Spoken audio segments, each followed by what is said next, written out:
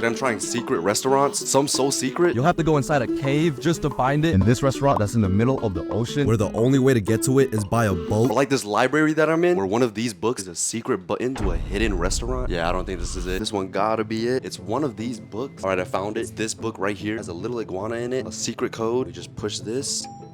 This light just turned on. Let's go find some secret restaurants, because sometimes the best meals are the hardest ones to find.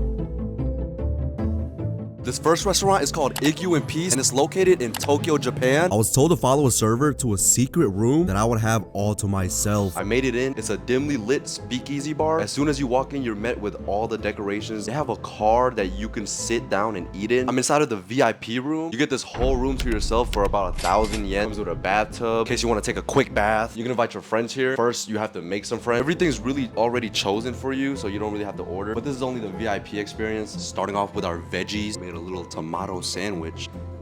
They brought me more veggies. I'm starting to think they really want me to eat my veggies. Got the carrot. Next, they brought out what looks like sashimi, some salmon, and what looks like some yellowtail with some mayo on top. Nice piece of sushi. It's a nice, solid, thick piece of salmon. Look at this one right here. Throughout this video, my goal is to uncover any other secrets that these restaurants are hiding. And just by the looks of this first restaurant, they've got to be hiding some more stuff. Next, they brought out these fries. And I also got lychee liquor mixed with some Coke. Liquor's not too strong, but the lychee is very overpowering. It's that type of night, boys. The fries, lightly crisp. Thought they would be too crunchy. Next, they brought out this Japanese ice fish fried in garlic oil. Gotta be real careful, this can burn me. Here's the ice fish.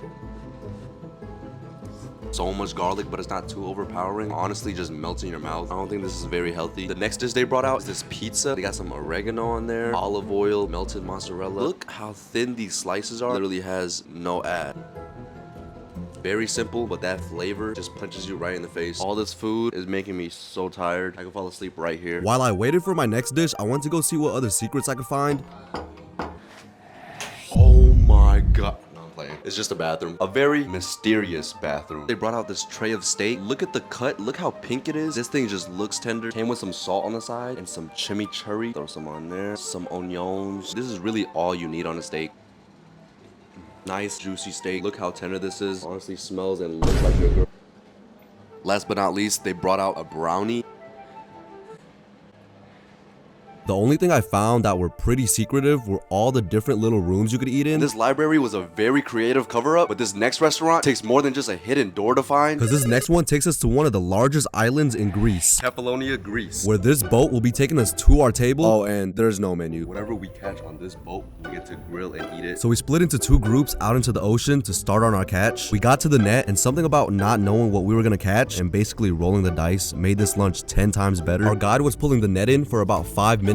I was honestly getting worried because no fish were getting caught, and that meant we'd have nothing to eat until this happened. We finally caught some nice sized fish. No lizzos, but we caught a good amount. We gathered up all the fish, then I started to wonder what the other boat caught. So I hopped on their boat, and they literally flexed on me. Look at the size of their fish. They literally beat us. Were we even in the same waters? You guys beat us.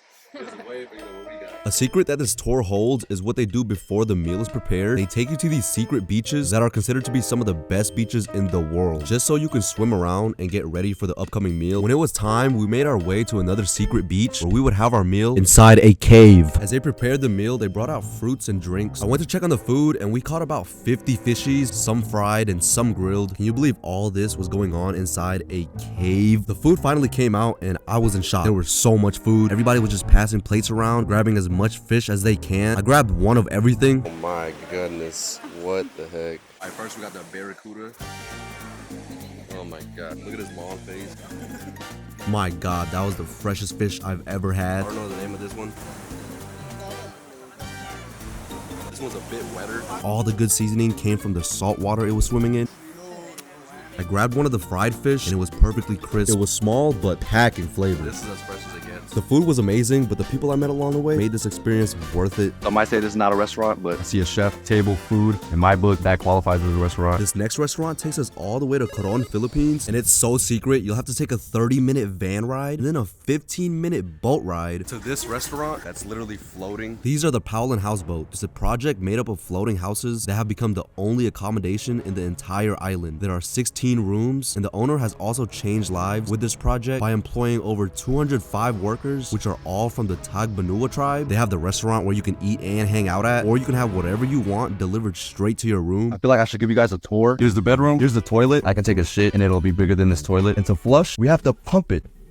Also comes with a shower. The staff had explained to me that I would have to place my orders ahead of time because all of the food comes from the nearby town where they gather all of the ingredients, so I placed my order for dinner that night and for breakfast for the next day. They actually had a lot of options for breakfast, lunch, and dinner. As I wait for my food, I got my girlfriend here. We're gonna swim for a little bit to use up some of our energy so we can build our appetite.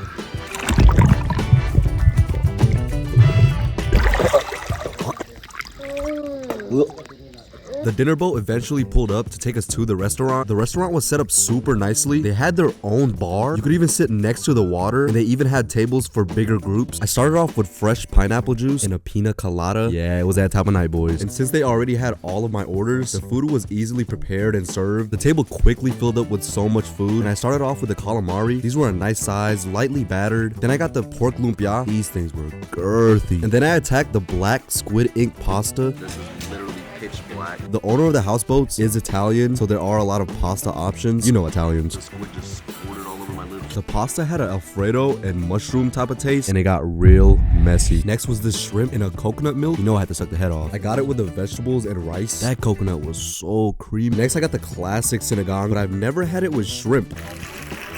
But honestly, the shrimp was amazing as it soaked up all of the juice. After dinner, I said bye to the crew, and they dropped me off back to my room to get ready for the next day. And it is now the next day. I was supposed to go on a private tour, but due to the weather, we had to cancel, so I just took matters into my own hands. Just woke up and I'm feeling quite adventurous, so I have one goal set in mind this morning. I will be exploring these waters to uncover some secrets about this place. But first, the crew pulled up in the boatmobile. Good morning. They are always on time. It's actually impressive. Thank you. I got the dong silog, garlic rice, 2 eggs, some veggies, and some danggit, which is dried fish. A very Filipino breakfast if I've ever seen one. Look at that fish. Also got some vinegar with it. Fish with the garlic rice. Tastes like my mom's cooking. Got the rice, egg, and the fish on there. Also got some fresh pineapples with some canned pineapple juice. Every single room comes with a phone or a tablet. You can basically just place your order on this by texting them. They also text you back your whole order and also text you when they're on the way with your food. Customer service here is top tier. Y'all already know Filipinos. So I went ahead and placed my order for lunch and din. Just finished breakfast, got on the canoe. Here we go. I've already found something very suspicious. This little hut is kind of away from the houses. I'm not sure whose hut this is, but it looks like somebody's been doing laundry inside of it. And next to the little hut is a very secretive kayak. Looks kind of run down. Looks very abandoned. We went further away from the houseboats and found something truly mind-blowing. All right, we made it to one of the lagoons. We're the only ones here right now. This is another little secret spot. It's about 10 to 15 minutes away from the hotel. You kayak between these rocks right here. It's actually very beautiful here. This really made me fall in love with Philippines, and I just feel like the whole country is one big secret and that there's still a lot of things to uncover. I made it back to my room just in time for lunch. For lunch, I got the whole grilled Squidward stuffed with veggies and the grilled yellowfin. Threw some calamansi on there with the rice. Them tentacles literally just wrap around your tongue. Had to throw some lemon on that fishy. That fish was juicy in the middle with crispy edges. I would not be surprised if they caught it right next to my room. Later that night, I headed back to the restaurant for my final dinner. I got a whole coconut. This is as fresh as it gets. Some chicken and some coconut milk and the entire lobster and some barbecue pork sticks. I love the plating on all their food. Very simple, but very neat. Nice glazed layer of barbecue. I love Filipino barbecue. Holy mother of God. Pouring all the butter on that. Ooh. What kind of Filipino lobster was this? This was the largest lobster I've ever eaten. It was so buttery and there was so much garlic that it had a thin batter which made the lobster crispy. Look at this thing. I also got their chicken smothered in coconut milk. They do not miss with that coconut milk. Dinner was amazing as expected. The next morning, I had to say goodbye to the floating restaurant and start heading back to the airport to catch my flight, but I really fell in love with this island. It's crazy to think that all of this land is owned by the tribe that works for the houseboat. Growing up here, I can just imagine the things they've witnessed on the island and the secrets they hold. I've had a lot of fun with this video. From the views to the food to the overall experiences were just breathtaking. I've uncovered so many secrets that I'm feeling very mysterious. I like it, I approve, and yes, I would try it again.